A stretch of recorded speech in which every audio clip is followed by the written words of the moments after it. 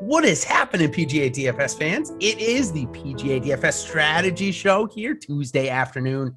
Ben Rasa and I are going to do our absolute best to find some teammates this week, not just one golfer. We got to find two. We got to find teammates that make a good lineup. Probably the hardest that we ever had. But before we get and jump into all of that crazy talk, we're going to do something that we have a little bit more knowledge on at normal event. This is on the European Tour and the Gran Canaria Open in Spain. Beautiful country of Spain. And the reason why we're talking about that is because Monkey Knife Fight, the sponsor of our show, is giving us some props-based contest over there. So if you haven't checked it out, a great week to do so. They're easy to play and don't require the time commitment that other DFS sites do in order to win. With Monkey Knife Fight, you are in charge. Whether you want to play NBA, UFC, PGA, esports, or soccer, Monkey Knife Fight has it. So to get started, head on over to monkeyknifefight.com and choose which game you want to play, your contest type, and even your buy-in amount. Even better, when you sign up with promo code Awesemo, you get an instant first match deposit of up to $100. So sign up today. And Ben, I found one for us. John Catlin took a big win last week, but he's kind of a player that grinds it out, at least from my recollection. So I'm taking the under 19.5 birdies for him, and he's matched up with one of our buddies, Rafa Cabrera Bello, heading home to Spain. I've got him having a good week on the easy course over the 19.5 birdies. What say you? I know it's a different event, a new event over there, but still going off of some recent form there. Yeah, I mean, again, it's not something I'd be lying if I said I was super familiar with this course or whatnot. I watched Catlin play last week because of his win in Austria. It was very impressive. But I tend, even there, he won that event. It was more that he limited the damage than racked up the birdies. He only had 19 in the win. Now, I know it's a different course, and this is probably a little easier, but still, I'm with you there. It is exciting to get some of these names. We're going to talk a little about that. And then I'll be honest, I didn't think we were going to get, contests for the Zurich Classic. It's not something we've ever done before, and that's always exciting in one way or another. Yeah, it sure is. And there's 160 players that are going to be here this week. Obviously, 82-man teams for the Zurich Classic. And it's a different format. So the first round is called a better ball. So what they do is they play their own golf ball. They shoot it all the way in the hole, of course, and they take the best score between the two of them. That'll be rounds 1 and 3. And then the interesting format, which is why I think looking at the teammates is fun, is alternate shot. That's going to be rounds 2 and 4. And for all you golfers, it is true alternate shot. It isn't like a Texas scramble. That is, the golfer to finish the hole will not shoot the next shot. So, Ben, in certain formats, each golfer will tee off on every other hole. That's not the case. This is true alternate shot, meaning whoever finishes the hole won't take the tee shot. At least that's my recollection of this tournament. So just a quick little note there. Now, pricing comes out. It's a new format, and we have 9 teams that are priced over 10,000, Ben. That is crazy to me. I thought maybe they'd give us a little bit of a break on a new format, but DraftKings made it really difficult this week. And I kind of like that. If it was super, super soft, you can jam in, all the guys and the teams that are kind of synonymous with this event. I wouldn't really like this. It reminds me of the match play a little bit. It's a weird format. It's very difficult to build. There's no with the match play, you have to be cognizant of quadrants. That's not the case here, but I do think you are getting a little, it's a weird, I described this in my Above the Cut article, which is free. Go check that out. It's kind of, to me, like match play meets WGC because it's 160 guys, but there's only 80 teams to choose from. So it's a smaller field than we're kind of used to. Yeah, top 33 of those 80 will make the weekend. First time it was played, it was top 35, which obviously that amounted to 70. This is the first time the tournament's being played since the cut moved to top 65 in ties. So obviously they couldn't have a half a player. So the top 33 teams and ties will make the weekend here. So let's move on and talk about some of these teams we've got. And starting right off at above 10K, the 11,700, we've got a question mark on the team that happens to be leading the pricing and leading the odds favorite. Xander Schauffele and Patrick Cantlay. A great team. They were Ryder Cup teammates, or President Cup teammates, and did very well in their matches. So it seems like their games actually complement each other quite well, Ben. But is Xander Schauffele really going to be able to mask Patrick Cantlay's iron problems right now? So, yeah, I mean, this is the team on paper, long-term form. They're clearly the best team. There's no doubt in my mind. But we've really never, and I actually stress the word never, have seen a stretch of 3 missed cuts in a row for Patrick Cantlay. He's someone he doesn't play that often, and when he does, he's ready to go. And, missed the cut at the Players, which the Players is a high variance tournament, was nowhere at the Masters, which was shocking. Then you see at RBC Heritage, he was better than the Masters, but again, in a field like that, Patrick Cantlay making cuts is not what you're thinking about. So he has lost in the irons. He's lost with the putter. Clearly, there's something wrong with his game, but it's still two of the most talented players in the world playing together. Yeah, it sure is, and that's why we can't ever discount them. Now, even though he did miss the cut at the RBC last week, he was still able to put in a good enough birdie. So I guess what I'm saying here is I'm not writing them off because I think that this format can hide some of Cantlay's problems. He's had big numbers. He's also made the birdies. So if he has those big numbers and Xander's able to obviously counteract those with a par or a birdie of his own, only one score counts. Again, that's not what we want out of our obviously highest price team. But if you want to go that route, I think they'll be lower owned than, say, Jon Rahm and Ryan Palmer, who obviously they're defending champions of the event, not priced as high as I think they should be. I thought they were going to come in way higher than Cantlay Schauffele. So I think they're going to be the highest owned, but at the same time, I think that's warranted. They're the defending champs from 2019. They're both playing fantastic. Rahm hasn't missed a cut all year. Palmer's made 10 straight.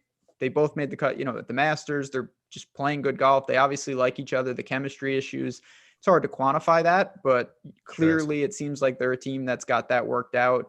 There's really nothing not to like outside of, I expect most people to click in 11-5 at first and work from there. But I do want to ask you, because you would have more insight than certainly I would. With alternate shot, would you rather have, kind of in a vacuum, I guess, teammates that complement each other, like I'm a great driver and you're a great putter? Or would you rather have two guys that are very similar skill sets so that their shots are lining up, kind of in the same spot? Because if you're a guy who's very short off the tee, you're playing with a bomber, your wedges and irons are going to be shots that you probably don't hit normally because you're never there, if that makes sense. Yeah, no, I think it does. I think if I'm looking at it from a perspective of my own game, because this is the first time we're covering this event, if I'm saying, okay, who would I want? I'm decent on and around the green. My iron plays okay. I would want somebody that just keeps the ball in play off of the tee. Again, that's just me. So if I would consider myself, somebody that isn't accurate off the tee, I would want somebody that complements. How these guys do it, I think that certainly having a partner that's consistent, like we've seen with Kevin Kisner, we've seen with Billy Horschel, we've seen with Scott Piercy, all those guys are relatively consistent, at least for Kisner and Horschel, superb on and around the greens.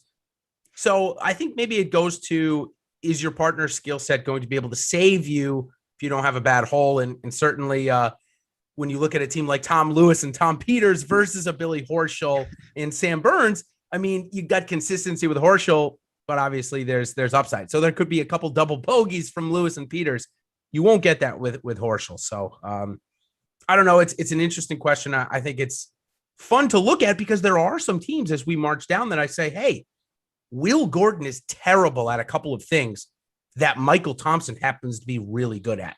That's just kind of one example. And I've got a couple of more of those. And if that ends up panning out, I think that there are some cases where we can look at that. How are you going to play it this week? Are you going to just try and do a mixture of both? Because we don't really know what's going to pan out. Yeah, I think so. I mean, the ownership game and ownership is going to be very difficult to project, but this is the type of event I think a lot of, outside of something miraculous, there's a lot of teams that could get in the mix here. I do think there's something to the risk tolerance or the variance in guys that kind of complement each other, because in theory, if they're working in tandem and you're getting, you combine those guys, that's an elite player. Whereas you're going to have more consistency if you're getting two shots at putts and, off the tee is average at best still. But at the same time, I think there is something. You bring up Peters and Lewis. That's obviously the example you could use. If those guys get going, the upside. Big birdie every hole. Yeah, absolutely. So, and leave us your comments in the chat. I see Greg already left his. He wants a similar set of skills. Leave us your comments. I'm really interested to see what everybody thinks about that. I think it's there's definitely things to be said on both sides, Ben. So as we keep marching down, the golfers or the teams, I should say, that are above 10K, and got a ton of them. Morikawa and Wolf. And my note about them is, can Colin save Matthew this week? Can he save his season? I'm not going to say career. That's a little early for that. But can he save his season? It's been terrible up to this point. Yeah, I mean, we talk about Cantlay and it's warranted. Matthew Wolf is on a whole nother stratosphere. He was bad right now at the Masters after shooting about 50 over and signing the wrong scorecard. Yep. He's done absolutely nothing. Everything has just been a mess, from the match play to stroke play. So can he? I mean, when you're that good, Morikawa could go out and play 1-on-2, particularly in best ball, and be just fine. But alternate shot, it's very hard to hide when Wolf has to, scramble or even drive at this point. Yeah, I think it's a great point. If we got Morikawa off the tee on every single tee shot, I'd be all right with it, because Wolf has been okay on his approach and probably better than Morikawa putting. But around the green and off the tee are so bad for Wolf that I think it's going to hinder the team. We'll see. Maybe playing with his friends in Colin will help him get back to some type of form, but it's been really bad. I think a team that a lot of people are going to click this week is Cam Smith and Mark Leishman. Just the Australian connection, the President's Cup teammates. They're both in form right now. I think it's an easy click, definitely in a lot of my first lineups that I've been building. Yeah, I mean, I think there's something to people are going to look, and not that this is the end all be all, but the connection with guys from the same country. You've got the Aussies, you've got a couple of South Africans playing together. People tend to like that because they assume the chemistry is good. And I think in this case, it's confirmed that these guys complement each other and they're both very good players. So you look at that. I get it. I think they're probably the second quote unquote safest team north of 11 when you look at the four teams we've discussed, because Wolf and Cantlay right now just have major issues for their teammates. Sure do. So I do expect to see a lot of Ron Palmer, Smith, Leishman stacks. Of course, against the grain would be going those other two.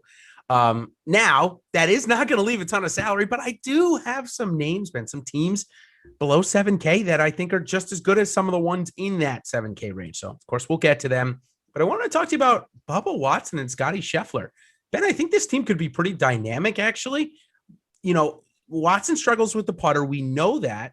But if Sheffler can get his going, man, these guys are superb off the tee. They may not miss a fairway between the two of them, in the alternate shot. So I like this team, and I think a lot of people will probably gloss over them given the fact that they're a little higher priced than, say, the other teams right now. Agree. Given where they are. Yeah, sorry. No. I think you could start with this team if you want to go more balanced. This is something Bubba's got Ryder Cup experience. Scheffler's playing great golf. Elite scorers, a compliment. Again, there's a lot of unknowns, but there's unknowns with all these teams. I think these guys are every bit the golfers of the top tier. We did have a question from Chad. I just want to clarify this from Jay. You can't play both guys. So no matter whether you click, for example, Bubba or Sheffler, that's the same thing. You're not able to take one of two. You get both of them, and you can't play both from the same team. So that's something when you're building, I get the strategy behind. If you could do that, you can't here. So it's one for the price of two for the price of one, I should say. Two for the price of one, and one score will only be had by the entire team there. So, okay, a couple of more to talk about up here. A team that I say, I hate to use this word, but it actually seems really sexy. Cam Champ and Tony Finau. These guys can absolutely launch the ball. And when they can get going on a shorter course, 7,400 yards, I mean, I guess it's not that short, but there is a drivable par four. There are 4 par fives, Ben. So you got to like this team for their birdie rate. And both showed up at Augusta coming off of what we thought was pretty bad form. So like to see that. So this is, again, I think the theme of the week. When I think of Tony Finau and Cam Champ, there's some overlap in what they do well. Yep. They're both aggressive drivers. And I think that's more often than not good. Because again, if Tony Finau drives the ball, Cameron Champ isn't hitting. Like if it was Cameron Champ and like Fitzy, he'd be like, well, I don't know how to hit these long irons. That's not exactly my game. It's just a different set of skills. Not that it can't translate, but I like this. Elite scores. You mentioned the par fives. And I think more than ever, and you talk about this a lot, you're going to see teams outscore their placement points severely. There's a lot of birdies up for grabs. There's going to be streaks. There's going to be bonuses. Yeah, the winning team has gotten into the minus 20s easily each time. Minus 26, I think, was last year's winner, or 2 years ago, I should say. So definitely expect some pretty low scoring. Ty Hatton and Danny Willett are up here. My question to you is, why is they 10.3? I mean, Danny Willett's playing a little bit better, but there are certainly some guys in the nines or teams in the nines, I would say, is maybe a little bit better, but Ty Hatton is top 10 of the world. So, yeah, I mean, again, you never know, but it would seem that if this team has success, it would be Ty Hatton really having a week and Danny Willett kind of just complimenting him there. You can always speak in formats like this. This is, again, how I kind of talk during WGCs. For every team that seems overpriced, you're getting a discount in ownership. I think that'll be the case here. They're a weird starting point. They're a weird second man in, and they're not going to be your third man in. So where are you playing them? That's interesting, but I'm with you. I would rather play a lot of teams, whether it's the Norwegians who we'll get to or several other players in the nines. Totally agree. A team that if you're building for similar skill sets, I would say Brendan Todd and Chris Kirk are pretty well aligned. Kirk maybe a little longer off the tee than Todd, but both really good around the green. Todd obviously great on the green. So 10.1, maybe a little sticker shock, but Chris Kirk is playing Jason Kokrak type golf of last year right now. He's been great. He not even rallied, just finished strong. Came in the top 5, I believe, last week. Just again doing what he 7th does. or 6th. Yeah, I think maybe just outside on the 18th hole, but yep. Yeah, he snuck right in there. Yeah, he sure did. But yeah, no, Kirk and Todd, they know their games. Veterans, they just do what they do. And I think, again, just like we always talk about, these veterans, there's less variance. Their skill sets are more defined. Some of these young guns, like the Will Gordons of the world, we're kind of finding out what they can and can't do on the fly. So this is a team that's lower variance, but still very effective. Okay, so that does cover all the teams in the 10K. So let's just review really quickly at 9 teams. It's a lot of teams. If you were building one lineup this week, would you stack 2 of these teams? And if so, who would they be? So if I was building one lineup this week and I wanted to go balanced, I think I would start with Bubba and Scotty. Okay. And then I would work down and actually use the bottom of the range with Kirk and Todd. I think those are 2 very safe on the safer end, and going balance is leverage enough if you wanted to omit the 11Ks. I'll take the GPP upside. I think Tony Finau and Cam Champ present a ton of value on that side with their ability to score, especially with how far they hit the ball on the par 5. So I like their chances. And also on the GPP side, I think you're going to get the lowest ownership on Cantlay Schauffele, given Cantlay's recent form. That's just where my lean is right now. So for the highest leverage, it's probably through them. And again, you're hoping that – actually, no, I take that back. Morikawa and Wolf are definitely going to be lower on than Cantlay Schauffele. So that would be your utmost leverage. You're hoping that Morikawa is going to save Matthew Wolf in that regard. But that would be my summation there. Okay, let's move down to the 9K. We got another 9 teams. Ben, before we do, let's tell people a little bit about the free content we've got going on today. NBA, you're going to get player rankings. We've got so much going on. MLB, we got ownership projections free. PGA, going to get golfer rankings. I know Alex was working on it right before the show. I was chatting with him, talking about how many golfers make the cut and everything else. And fun to try and project this, that's for sure. And of course, NHL, don't forget about that, player and stack rankings. And they're going to come up right after us, Ben, here on the NHL Strategy Show. And of course, we've got all of that and so much more behind the curtain. Come on and be an Awesemo Plus member. You want to join us for just the week, $29.95. And how about just the golf? $8.95, Ben. And they get so much with that. Slack chat, player projections, ownership projections.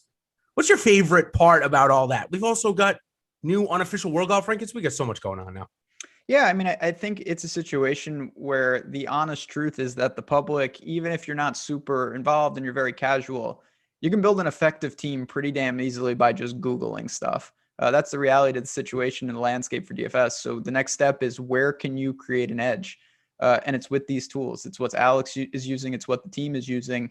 And again, is it some magic potion? You sprinkle it? No, but you get insight into, okay, maybe there's just one aspect this week that no one else is really seeing, or maybe there's something that I didn't really estimate myself in terms of ownership or in terms of boom bust, variance, whether we're talking golf or baseball or NBA. Obviously, those tools can translate. So I think that's really why we encourage people to get in, even if it's just for a week.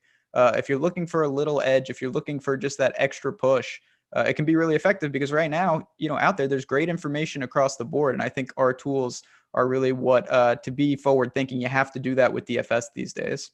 You do. And I can tell you from the last weekend, we saw somebody, create the best Super GPP lineup out of everybody, in his 150 entry max. And then we saw somebody that was just a double entry win the $15 50K. So it's great. We're able to, help both sides, no matter what you do, if it's casual or if it's the max entry, we've got it all here for you. I legitimately would have taken me 9 to 10 golfers. It was in the mid 600s or something.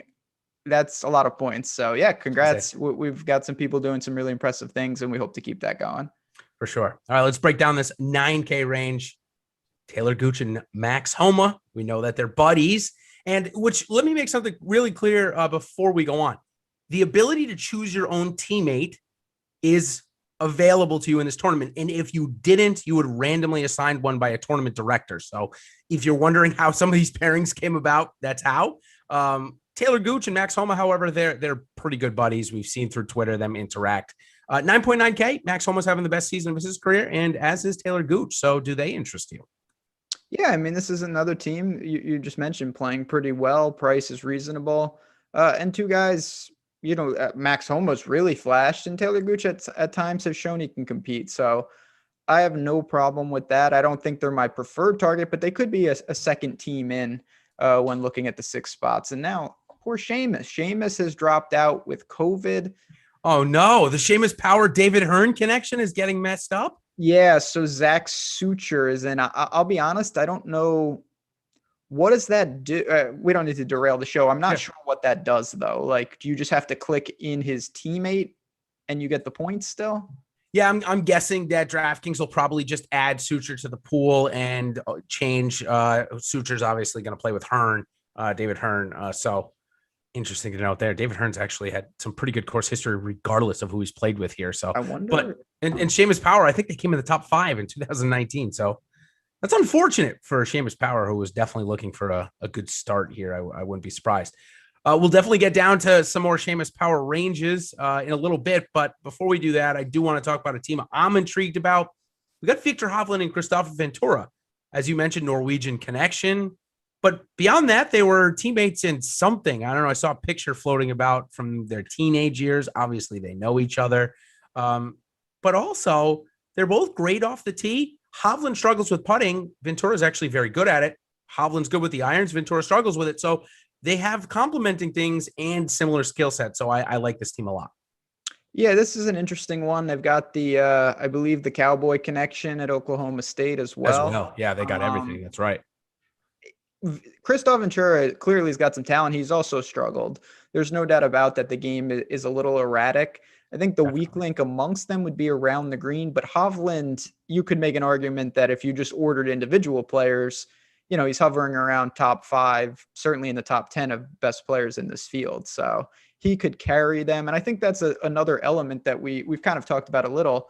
You have some teams where you have 2 players that I'd say are pretty equal. Then you have some teams where you kind of know one guy might have to carry the partner potentially to heights. We've seen Brooks and Chase try to do this in this event a little bit, but there's of that. I think with this team, Hovland would be the one to really do the damage. I think if we're looking for more of a blend, Brandon Grace and Harold Varner make a very intriguing team there. Grace certainly having a resurgent year. Varner off of his best start on the PGA Tour last week, coming in a tie for second. We've been waiting for this guy to break through. Now, is it a team event that's going to help him break through, or did we see the climax of the Varner form last week? So certainly, I mean, he didn't waste it because he came in second, but he gained 5.5 strokes putting, and that is his best in years and years and years, going all the way back to 2019. So that comes with the territory. If he can replicate that, sure. But the tee to green game has been very solid. He's made 5 of 6 cuts. And Brandon Grace is someone we've seen a resurgence. He won, I think, in Puerto Rico, one of the island tournaments. I don't have it in front of me. Both of them are definitely doable in the sense that they're, an even paired team. You mentioned Hovland and Ventura. That's a kind of a mismatched team. These guys are more even keeled. I kind of like that when building out a portfolio. Me too. Some maybe not so even matched golfers is Justin Rose and Henrik Stenson, which of course everyone's gonna love to click. Some nostalgia there, but I mean Henrik Stenson hadn't made a cut all year and then shows up at Augusta and makes the cut. Justin Rose didn't play for about a month and a half, shows up and almost wins the golf tournament. What do you make of this team? I think that namesake, they're gonna get some looks this week. They're definitely going to get some looks because of the name. It's just so hard because both of these guys, particularly Rose, who I think has more left in the tank, he's somewhat adamant that, he cares about 4 or 5 events a year and they're major. They're not the Zurich, let me tell you. Now, I'm sure playing with a friend and having a good time is, it's probably important to some regard. I don't know if I want to go there because I think a lot of people will see those names and be like, I know both these guys. Let me fire them up. Probably rather click Louis Oosthuizen and Charles Schwartzel right now. If we're going that route, might as well just go with those two guys. I mean, what can you say? The South. I'm tugging the heartstrings right now with this combo here. Yeah, I love this combo. Amazing pairing, hilarious pairing. I do think that they've got some things going for them though. Again, similar to the Aussies, I do think people will like, two South Africans playing together. I don't know what that really means, to be honest. But again, these guys, they've got some skill sets. They just need to hold it together kind of off the tee, particularly Charles. Speaking of some country mates, let's go to Sung Jae and Byung-hun on here this week. When I saw the 9,100 price tag, I feel like that was, given where everybody else is priced, actually pretty cheap. One of the better values. I put them as one of my values on my top 5 PGA DFS values for the Zurich Classic, Ben. And I don't think I'm coming off that. I like it. I know Hanan's form is not great, but he almost won here in 2016. Yeah, I mean, Benny Han's obviously struggled lately. He's missed 4 straight cuts. He's lost strokes putting in 7 straight, which is no surprise. That could be mitigated, of course, by Sung Jae. Yep. And he's a world-class scrambler. So if he can get the ball striking just back to an average level, you kind of have to look at the individual player. Again, Sung Jae Im at 9,100 is one of the best buys in the whole tournament to me. I mean, now his partner isn't playing great, and that's probably why he finds himself here. But when you're just looking at straight names, that's one that did stand out to me. Absolutely. No doubt about it. And, sometimes it is just going back to a place for a guy like Byung-hun on that'll, get him going again. Now, I will say he missed the cut on the number last week at -1, where we really thought -1 was actually going to get in for a lot of the time. Yeah. So, oh my God. I needed Fleetwood so badly, as did you. I know it's quite. Yeah. Ben and I were talking, everybody, on Friday afternoon when Luke List just absolutely buried our hearts when Tommy Fleetwood made him all the way back from +5. And just so you all know, the cut sweat was just as awful for Ben and I as anybody last week. We definitely, if you had a bad sweat, talk to Ben and I about it. We certainly know, no doubt about it. But let me get back to Benny on really quickly. Missed on the number, had 6 birdies in the second round. I'm seeing some good signs. That's, again, why I like this team. Not to harp on it. Another team that I kind of like, Steele and Bradley. 2 guys that are similar skill sets. If one of them gets a putter going, they could be dangerous this week. So that's the type of team, again, I'm trying to put these guys in different buckets. They're very even keeled. I believe they're average. The chances that Steele carries them is almost just as likely as Keegan carrying them. And I like that. Complement himself well. And the way I look at it is you just get a double the chances. One of them has an outlier putting week, they're in business. And instead of it just being one of them, like a normal week, we get 2 chances. So they're one of my preferred targets, particularly in the 9K range. And they are right next to, they're sandwiched between 2 of the craziest teams in Schwartzel and Usti and Lewis and Peters. Yeah, they sure are. And we're going to get to Lewis and Peters here right after I ask you that. When is the last time you remember somebody withdrawing or dropping out of an event and a better player being replaced by them? Now, what it was with Lanto Griffin, I have no idea if he just felt like he wanted to play or he didn't think he could when commitments came out and now he can't. I have no idea, but not only did he get added to the event, he got added with Joel Damon, and they actually make a formidable duo this week. Now, I know very different than a Peters-Lewis kind of stack, but Damon and Griffin have to be a bit intriguing to you. Yeah, I mean, listen, Damon, we've been waiting for him to break through, and he did at Corrales. Mortal Kombat comes out this week. I'm sure he's very excited for that to honor his hat. And then Lanto is someone that I've been super impressed with the ball striking. We knew he could putt, but he has gained strokes tee to green in 4 straight, and 3 of them have been sizable. Now, he missed the cut at the Masters. There's no shame in that. That's kind of a different bucket altogether of tournament, but this is a guy, I think he will match with Dahmen well in a situation like this, and the price is very reasonable at flat 9. It sure is. Now, let's talk about the 2 Toms that you mentioned before this, but of course, give us a few likes and make sure you subscribe to our channel. Listen, this week, we've got the different format. We're going to need all the information we can get. Best way to make sure you get all the information from us is by subscribing. Up the likes for us here today on this 420, Bob Marley's birthday, of course, right, Ben? I think, pretty sure. At least that's what people tell me.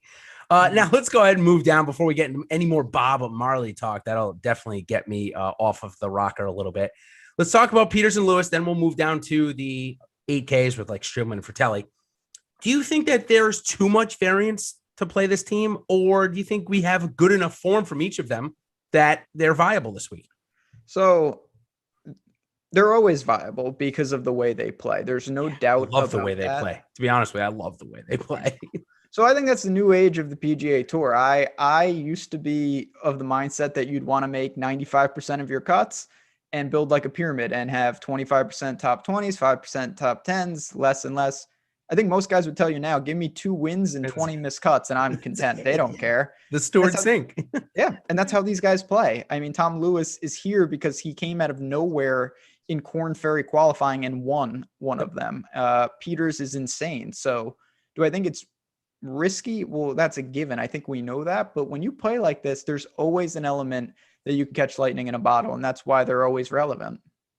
Absolutely. 9 teams again here in the 8K range. So now we've got 27 of the 80 teams priced over at 8K, Ben. And just a quick note on that, definitely the highest amount I've ever seen, which is why it's definitely the hardest week to build that I think I've ever come in contact with. And I started playing PGA DFS 5 years ago at this exact tournament.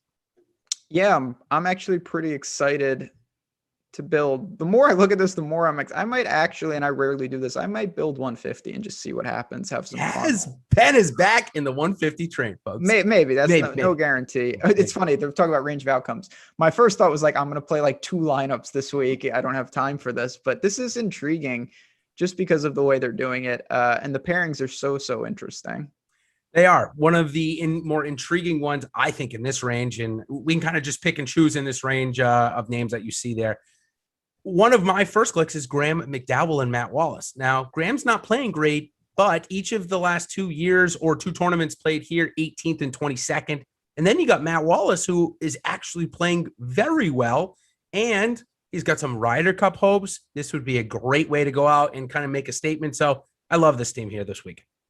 Yeah, again, this is one that I think makes a lot of sense when you look at, we're starting to get to the mid-range, and there's several plays here. You've got the Swedes, Noren and Norlander, Watney and Hoffman. That's a weird pairing. There's a lot, and you're not going to find, I feel as we work down, you're going to find only one of, if none, that are truly in form. And that's where the more and more risk comes in. And then I don't know if they're buddies. They got to be, because it seems like too connective of a pairing, given the fact that they're the same age and went to college very similar times, is Doug Gim and Justin Sue. I mean, that they must know that I love both of them and love playing both of them. But we're at 8,100 for them this week. Ben, are you buying in or am I going to be on my own island? No, I'm going to buy in here. And I do think, I'm not going to say it's like, oh, it's flipping a switch, because I think we get into that trouble, particularly around the FedEx Cup playoffs, where you have a guy on the number and it's like, well, he needs a big week, he's going to play well. No, but I will say for these 2 guys, this could be a catalyst week. I mean, it's not the most glamorous tournament, but you win the Zurich, you're in business. And these guys are 2 players up and coming, looking for, to solidify. Absolutely. I love the talent, and I think their games are good enough to justify a pretty average 8K tag. I don't follow amateur golf all that closely. Obviously, if there's a top amateur, I probably know about him. But I'm going to guess that Sue and Gim played on a Walker Cup team together? Again, I'm just guessing. If somebody in the chat does know the answer to that, that would be great if you could let me know. But I feel like they were relatively close. Gim came out, I think Gim might have even come out early, Ben, kind of like Jordan Spieth did, maybe after sophomore year, something like that.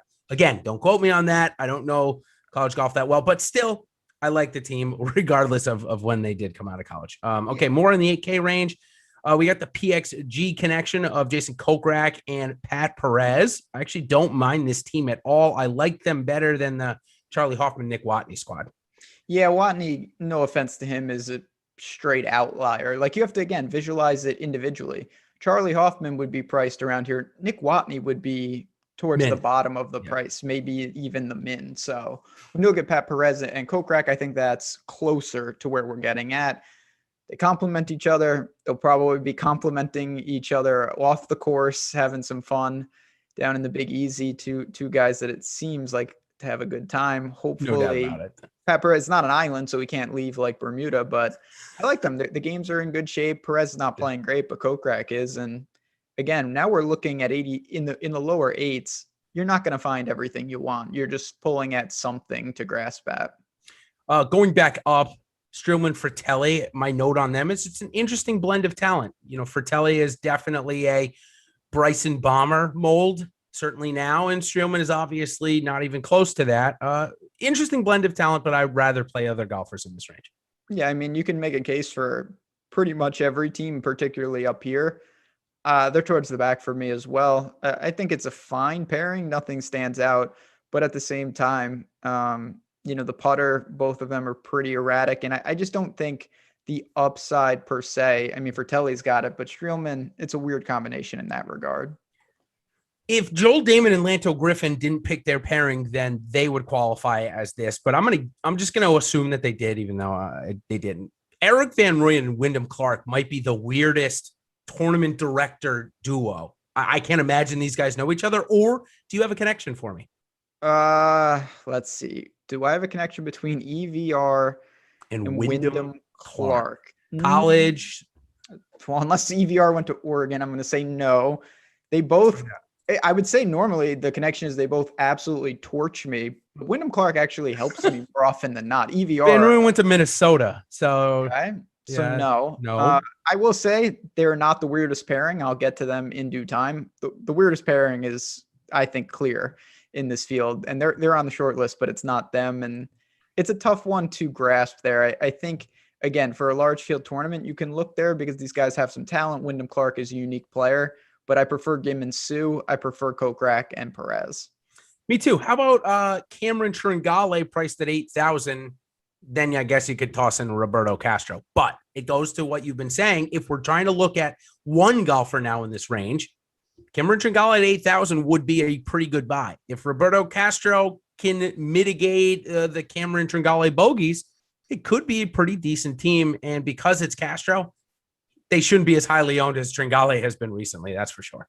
That's definitely, that's what you're looking at now. So you can take it two ways. You're getting a steal on Trungale in ownership and price, or you're paying the mega premium for Roberto Castro. Like, it's going to depend on how that shakes out. I tend to embrace that more than pairings. I think for stability, you want two guys that belong in the price range, but for tournaments and GPPs, particularly with one or two pivots, I'd rather go like that and hope that the other guy can raise his level. Same. I agree. All right. So before we move on to some of the value prices here, so we got about 15 minutes for the NHL strategy show after us.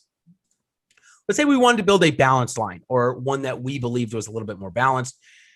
We talked about, obviously, you said up in the 10K range, Scotty, Sheffler, Bubba Watson kind of would be the first click there. In the 9K range, I think you and I both agreed on, say, a Victor Hovland, Christoph Ventura tandem. Who would be your golfers to go with them? Now, if we went with Sheffler, Watson, and Hovland, Ventura, our average price is $7,400. So keep that in mind. I still think we should be able to add pretty much anyone in the 8K you'd like to go with. For me, it would be Gim and Sue. And if it wasn't them, it would be Perez and Kokrak. You're stealing salary with both of them, particularly with Gim and Sue. I think they're good scorers. They complement each other well, and they are 8,100. It's a very appealing tag. Totally agree. Only need now, you put them in, it's 7,100 per team. And we're going to get to plenty of teams that I think will fit that build there. You're only going to probably need one under 7K, which, again, I've got a bunch of teams there for you to choose from. So for sure now, if any of these advice or comments help you win some big time money this week, we love to hear about it over at Awesemo. Getting the messages this past weekend certainly is one of the reasons why we do this. So what you're going to do, if you do have another big hit, make sure you tag either Ben or I or somebody from Awesemo with your big hit, and we will retweet it from our Awesemo Hall of Fame account, and that's at Awesemo HOF. But you don't have to worry about that. You just tweet at us, share your winning success. We love to be a part of it. Ben, we had some awesome ones this weekend. We already alluded to it, though. Oh, yeah. I mean, listen, it's a great community, and the tools and Slack itself, a lot of people working through some really sharp lineups there. And the sweat, listen, I mean, I truly believe the tools are worth the money, but there's a lot of people that just want to be part of a community, and we have a great one. We truly do. I love being in there. I know you can say the same, Jason. It's just a fun time to be with some guys in there, sweat it out. And hopefully, or if you're tilting your golfer making bogey or double on Thursday morning, like I typically am, you can come in and tilt with me. A couple of other guys in there as well doing that. So, all right, let's go ahead and move into the 7K range. It does start to thin out, but there are a couple of teams that I still think each player has good enough qualities. Let's start with Stewart and Knox. Obviously, Stewart definitely gave me the platform to do this back in 2016, winning, and certainly gave himself the platform to stay on the PGA Tour for quite some time. Now with a partner like Russell Knox, can he find the magic again this week? Yeah, there's something to that. I think, they complement each other pretty well. Knox is more of a kind of a good iron player, bad putter, and Stewart could get hot from the greens. I will say right above them is Maverick and Bramlett, who's a combo I don't think is going to be popular, but I think it's pretty aggressive. Maverick, once again from the clouds at Heritage, snuck in there and posted another good score. He was runner-up at Pebble. And Bramlett's a little more consistent. So that's a pairing, I think, when I'm looking at, the big tournament for 200K lotto style, I'm going to look to Maverick and Bramlett a little bit, but Stewart and Knox also in the conversation. Yeah, Bramlett has been really good. Tee to Green, our new buddy Max that has joined our team, has let me know that over the last 20 rounds, Bramlett is like top 5 or 10 in this field, Tee to Green. So you throw in Maverick McNeely, who's maybe one of the hottest top 5 putters in the game, or golfers that can get hot with the putter, I should say, Ben. And you got a pretty good team there. Not gonna lie. Maybe a little bit more on the safer side. 2 golfers that are playing really consistent, have game to definitely marry each other as Matthew Neesmith and Chase Seifert. They're in at 7,500. Ben, would you rather click them, or would you rather go with who have a similar concept in this range? Or would you rather go with Keith Mitchell, who could give Brandt Snedeker a bunch of wedges in his hand this week? So, yeah, this is the other end of the spectrum. You've got guys that are just wildly different, and it could create, maybe that's the key. Like if Keith Mitchell, particularly on Friday, and if they get there Sunday, is setting up Sneds with wedges all day, and if Sneds is the one putting these 8 to 10 footers, well, that you're in business then. Now, I think it could go wrong very quickly for a team like this, but that's the risk you're willing to take. It's a fine line between looking at those type of teams and completely omitting them.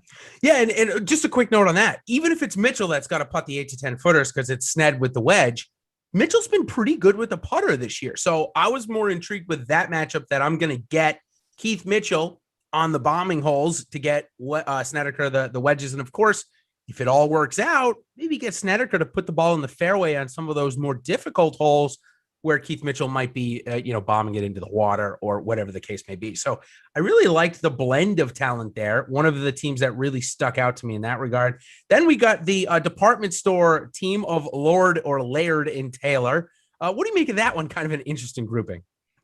Yeah, now we're starting to get into the randos. At least these guys, they play on tour together, and they're names that I've heard of. Somewhat probably pass each other on the driving range each, Thursday morning, but I don't know how I feel about this. I'm probably not going to try to get to them if I can avoid it. They're fine players. They just don't stick out in any way. I saw a chat bring up Straka and Teeter. Honestly, that's a little more interesting. I don't know if they can sustain it for 72 holes, but they've got some upside. And then we got my man, Peter Uihlein, who I do want to talk about. Yeah, and I definitely want to chat about as well. One quick note on Strock at Teeter. If you follow me on Twitter, I put out a tweet that showed the top 20 teams using the new Awesemo's unofficial world golf ranking. Now that's still in beta. We're still working through some of the things in there. But one of the names that is way above his official world golf ranking based on his play this year is Sepp Straka. Also, Josh Teeter, who doesn't get that many starts. When he does get a start, he normally performs well. So then interesting that team was kind of the standout. They were ranked number 20 based on that. So certainly playing better than maybe what their official world golf ranking would suggest, and maybe a good value to look at this week. Yeah, listen, I think, again, when you get down here, unfortunately, the reality is you're not going to find teams that check all the boxes. And if you did, they would be the highest owned team on the slate. So you got to try to navigate. And there are some things that Straka and Teeter do well together, particularly I think that they can rack up the birdies. In best ball, you're really going to look to score on Thursday. And this tool is just another way to kind of identify some of those. Yeah, I really like the tool. Alex and I had been talking about it for quite some time. We brought everybody in, and Alex found a way to present what we were all thinking about. So it's awesome. I really enjoy using it. We'll make it better. Of course, you may be worried about seeing like Russell Henley way above it. There's reasons to it, and certainly we're working through some of that. That's not just Ben telling. That's what I was going to say. That's my contribution. Making sure Russell Henley is up in a good spot. But still, you're not the only guy. We got Jeff also just absolutely loves Russell Henley on our team. Again, there's a lot that goes into it, and we'll continually update it. It's a great talking piece and a great reference point for something like Justin Suh, who maybe nobody knows, but has certainly played better than, say, 700th in the world, what he's ranked now. So a good way to kind of sift through those rankings. A couple more golfers, or teammates, I should say, in this range. Let's talk about Peter Uihlein now. He's been superb on the Korn Ferry Tour. Second place a couple of weeks ago. Had a miscut in between, but then wins last week. He's going to come here and play with, I would assume, his friend Richie Rorinsky, because how else would they get paired together? I don't think Uihlein's got status here. Maybe he does. I don't know. Intriguing pairing, though. Definitely intriguing. Yeah, Uihlein. Like I said, Kiefer almost won in Europe. Griot but easily could have won on the PGA Tour, and Uihlein did win. I should be island shopping if all three of those guys won. Those are guys I all bet frequently, but Uihlein is doing some things. We knew he had talent. This is a guy with some pedigree. He chose to go the European route and never really materialized. Elite putter, though. Now, Richie Rorinsky, to me, has elements of being a fantastic ball striker, but the form has gone away. I like this pairing, though. I like a guy coming in off a win like this, particularly when status is that important. This could be a game changer for this group at 7,100, price dependent, but I do like the play. Me too. Tom Hoagy and Bo Hassler. I had another note on just an interesting blend of talent. Hassler can't hit an iron for the life of him, and Hoagy can't make a putt for the life of him. So maybe if those two mesh, we get a good week and get them through the cut line. Doc Redman and Sam Ryder, not for me this week. I don't know. Redman's just not there. I think he came in last week, so I'm out on that. So let's move into our deep dives here. Let's take a note about cash versus GPP, because it was a really good segment that we did last week, Ben. But for me this week, I'm not seeing much difference because of the variance in format. I'm just trying to make my best lineup with 6 teams that I like. If I really had that much difference, maybe I would say I would start a GPP line with somebody other than Kirk and Todd, and maybe in my cash line, that's where I'd go. So the only thing I'll say, I agree with that as well. Like Kirk, Todd, certainly Palmer, not breaking any news, him and Rahm are probably the safest team. But the general rule that I would say, when you're evaluating your GPP lineup or looking at a play for GPP, evaluate it on the worst guy of the team. And that's where the for cash come from. Yeah. You want to evaluate it kind of for the best. So in the sense of you want the higher floor, if that makes more sense to say it like that. Whereas some of these pairings we've talked about, like Sunjay and Benny On, there's a wide gap there, in my opinion. Yeah. Then you have teams, that are too Keegan and Steele. To me, that's more cashy because you've got 2 chances, you've got 2 players. You're not embracing as much, Castro and Trungale. To me, more tournament. That's how I would look to do it this week. You want to look at the team and separate the two. Great way to do it. Certainly, if we're looking for a way to build, that would be a really good way to do it. That way, if the garbage player is garbage, you're not just focusing on your star player trying to shoot 63. which again, the winning score was 26 under last year. So through 2 rounds, you got to expect 14 unders the cut, somewhere in that range. So, maybe like 10 under actually, now that I look at the scores from last week, but still you need to go low. There's no doubt about it. All right, let's go into some deep dives where if we're continuing to build the way we talked about, let's say we throw in the Snedeker Mitchell, we need at least somebody at 69 or 6,800, a couple of names in there. KH Lee and Kyle Stanley, both ball striking pretty good right now. Scott Piercy has won this event. He's getting paired up with Akshay Bhatia this week. I don't know where that one came about. That's got to be one of those rando pairings. Yes. I can't imagine they know each other. Maybe they do. I have no idea. And then I'm going to guess the most random pairing that you think is the most random pairing of the week. It's Rasmus Højgaard and Vaughn Taylor. Yeah. What? Let's go. What? There it is. So those are the 3. Akshay and Piercy is weird. Rasmus and Vaughn Taylor is as strange as you're going to find. I mean, that's just dangerously insane. I think Stanley and KH Lee also is kind of random, but I like that pairing. Both good ball strikers can get hot, particularly with the irons. These other pairings, though, this is where it gets a little tricky. Ben Martin and Hadley, there's some names, but I don't see a ton, and you're going to be forced down here. So that's my question to you is how low are you willing to go?